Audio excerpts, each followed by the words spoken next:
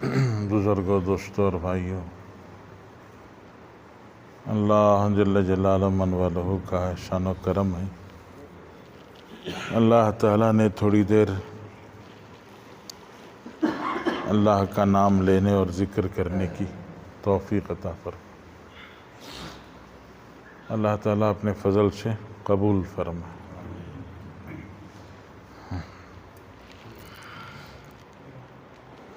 ایک صاحب نے ایک بزرگ سے سنایا کہ دل غافل رہتا ہے، ذکر تو کرتے ہیں لیکن دل میں جو ہے غفلت رہتی ہے۔ تو بزرگ نے کہا کہ اللہ تعالیٰ کا نظام یہ ہے کہ اللہ کی نعمت کی قدردانی کرو، اللہ کی نعمت کی شکر گزاری کرو تو اللہ تعالیٰ نعمتیں بڑھاتے ہیں۔ تو زبان جو اللہ کا ذکر کر رہی ہے اس کا شکریہ ادا کرو کہ زبان اللہ کا ذکر کر رہی ہے، اللہ کی توفیق ذکر کی مل رہی ہے۔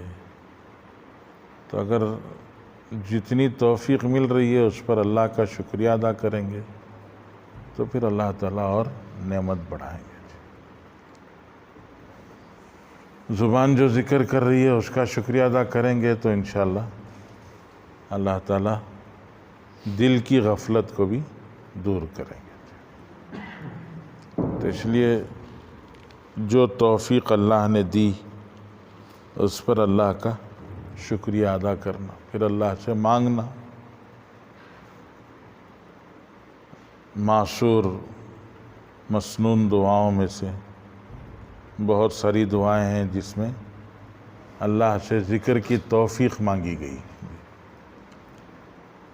حضرت رسول اللہ صلی اللہ علیہ وسلم نے حضرت معاذ بن جبل رضی اللہ تعالیٰ عنہ کو جب یمن کی طرف روانہ فرمایا تو حضور صلی اللہ علیہ وسلم نے حضرت معاذ کو ایک دعا سکھائی تھی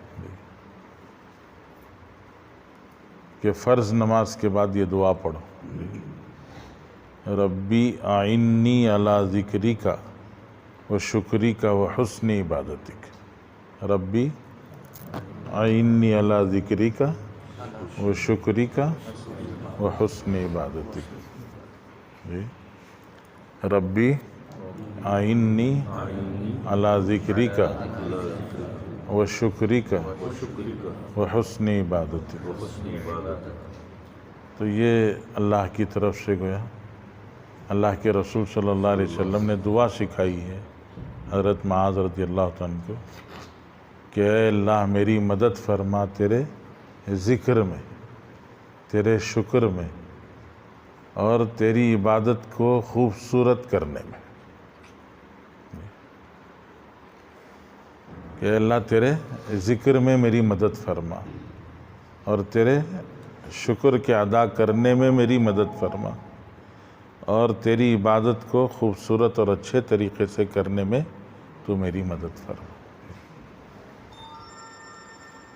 کہ ذکر بھی اللہ کا ہو، اللہ تعالیٰ کی شکر گزاری بھی ہو اور پھر اللہ تعالیٰ کی عبادت جو ہے وہ اچھے اور عمدہ طریقے سے بھی ہو۔ ہمارے حضرت مولانا ذاکر رحیمی صاحب رحمۃ اللہ علیہ فرماتے تھے کہ اس میں ہم تو دیکھ رہے ہیں دعا کے اندر کہ ذکر اور شکر اور حسن عبادت گویا تین چیزیں مانگی گئی ہیں اور تینوں چیزیں آخرت کی ہیں۔ جی تین چیزیں مانگی گئی ہیں اور تینوں چیزیں کیا ہیں؟ آخرت کی ہیں۔ لیکن یہ آخرت کی چیزوں کے اندر اللہ نے دنیا بھی گویا چھپا کے رکھی ہے۔ رسول اللہ صلی اللہ علیہ وسلم نے دنیا کو بھی چھپا دیا ہے کہ اللہ کا ذکر، اللہ کو یاد کیا جائے جی، اور دوسرا اللہ کا شکر ادا کیا جائے جی۔ آدمی شکر نعمتوں کے ملنے پر ادا کرتا ہے۔ شکر کس پر ادا کرتا ہے؟ نعمت کے ملنے پر ادا کرتا ہے۔ تو اے اللہ تیرے شکریہ میں مدد فرما، یہ مانگ کر گویا یہ بھی مانگا گیا ہے کہ اللہ نعمتیں بھی عطا فرما، اے اللہ نعمتیں بھی عطا فرما، وسعت، فراخی، سہولت، اے اللہ دنیا کی جو نعمتیں ہیں وہ نعمتیں بھی عطا فرما، اور نعمتیں دے کر نعمتوں کے شکریہ کی توفیق بھی عطا فرما، مدد بھی فرما۔ وہ دونوں چیزیں مانگی گئی ہیں، صرف ایک چیز نہیں بلکہ دو چیزیں مانگی گئی کہ شکریہ کے اندر کیا مانگا گیا؟ شکریہ کے اندر نعمتیں مانگی گئی، نعمت ملے گی تبھی تو شکریہ ادا کریں گے۔ آدمی کے پاس سہولت ہوگی، راحت ہوگی، فراخ دستی ہوگی، وسعت ہوگی، تو تبھی تو وہ اللہ کا شکریہ بھی ادا کرے گا۔ اور حسن عبادت مانگی گئی، حسن عبادت کے اندر، حسن عبادت کسے کہتے ہیں کہ آدمی نماز کھڑے ہو کر پڑھے، رکوع صحیح طریقے سے کرے، سجدہ جو ہے پورا کرے، قاعدہ پورا کرے، روزے کا وقت آئے تو روزہ اچھا روزہ رکھ سکے، حج یا عمرے کو جائے تو عمرہ یا حج جو ہے وہ پورے سے پورے اچھے طریقے سے کر سکے۔ ایسی جتنی عبادتیں اللہ تعالیٰ کی ہیں ان عبادتوں کو خوبصورتی کے ساتھ کرنا، یعنی اچھے طریقے سے کرنا۔ تو اچھے طریقے سے عبادتوں کے کرنے کے لیے صحت ضروری ہے، صحت ہوگی تبھی تو اچھی عبادت ہوگی۔ صحت نہیں ہے تو آدمی بجائے کھڑنے کے کیا ہو جائے گا؟ بیٹھ جائے گا۔ رکوع کرنے کے بجائے اشارے سے رکوع کرے گا، سجدہ کرنے کے بجائے اشارے سے سجدہ کرے گا، روزہ پورے طور سے نہیں ہوگا یا کچھ روزے رکھے گا، کچھ روزے چھوڑ دے گا۔ حج اور عمرے پہ گیا تو وہاں بھی کچھ عبادتیں کرے گا، کچھ چھوڑ دے گا، اگر صحت اچھی نہیں ہوگی۔ تو حسن عبادت کے اللہ تیری اچھی سے اچھی عبادت کی جائے، اس کو مانگ کر گویا اندر صحت کو بھی مانگا گیا کہ اللہ اچھی صحت عطا فرما تاکہ تیری عبادت بھی اچھی ہو سکے۔ تو حضور پاک صلی اللہ علیہ وسلم نے اس دعا میں 3 چیزیں سکھائی ہیں کہ اللہ ذکر پر، تجھے یاد کرنے پر تیری مدد فرما، کہ آدمی اللہ کو یاد کرے ہر موقع پر، ہر مرحلے میں، ہر موقع کا ذکر ہے۔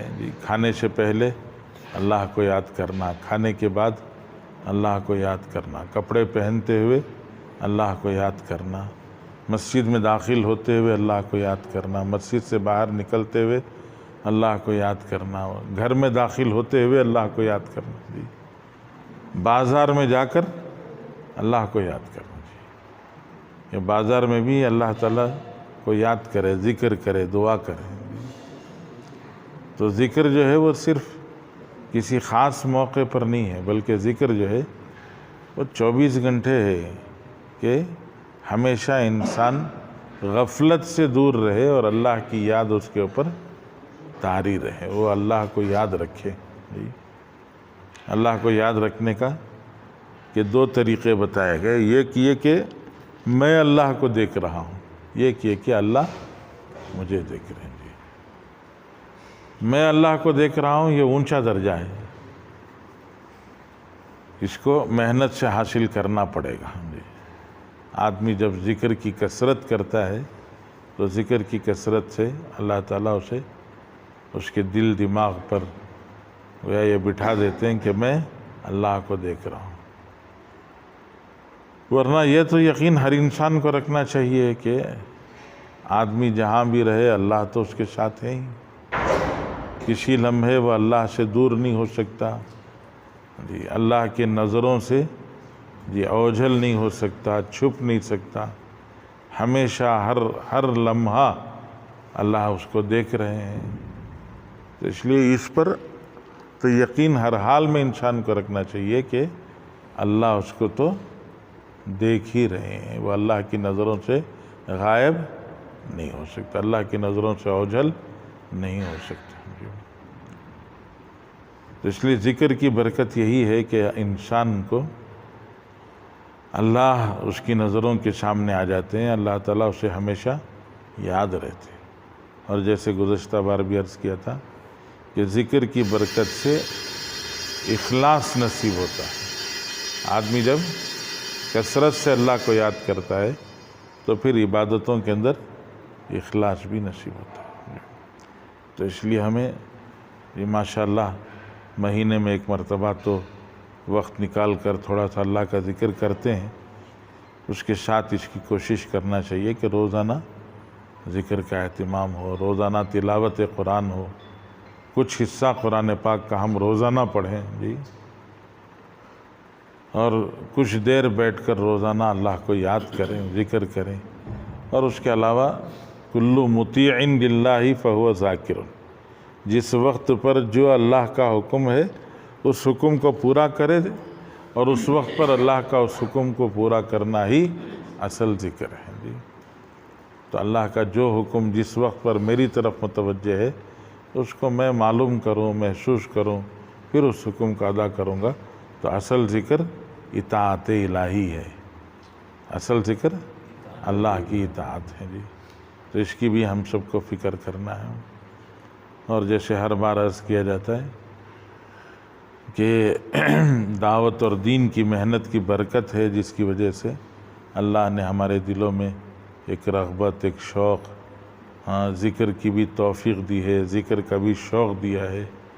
اگر یہ محنت آدمی چھوڑ دے تو پھر وہ ذکر کا جو شوق اندر پیدا ہو رہا ہے وہ مان پڑ جائے گا۔ جڑ کو پانی ملتا ہے تو پھر درخت جو ہے ہرا بھرا ہوتا ہے، جڑوں کو پانی ملنا بند ہو جائے تو پھر اوپر سے درخت سوکھنا شروع ہو جاتا ہے۔ تو اس طرح سے دین کی محنت کا پانی اگر ملتا رہے گا تو پھر ذکر کا بھی شوق رہے گا، علم کا بھی شوق رہے گا، اخلاق کا بھی جو ہے شوق رہے گا، اخلاص پیدا کرنے کا بھی فکر رہے گا، ورنہ آدمی یہ سب چھوڑ کر بیٹھ جائے گا جی۔ اس لیے جو اعمال دعوت ہیں وہ اعمال دعوت میں بھی اپنے آپ کو لگانا، اہتمام کے ساتھ، فکر کے ساتھ، جذبے کے ساتھ، چونکہ یہ اعمال دعوت جی اعمال دعوت ہونے کے ساتھ ساتھ شوق اور جذبہ اور طلب اور رغبت دل میں پیدا کرنے کا ذریعہ ہے جی۔ یہ بھی کریں گے انشاءاللہ۔ اللہ توفیق عطا فرمائے۔ اللہم صلی علی سیدنا حبیبنا نبینا مولانا محمد وعلی آل محمد وبارک وسلم۔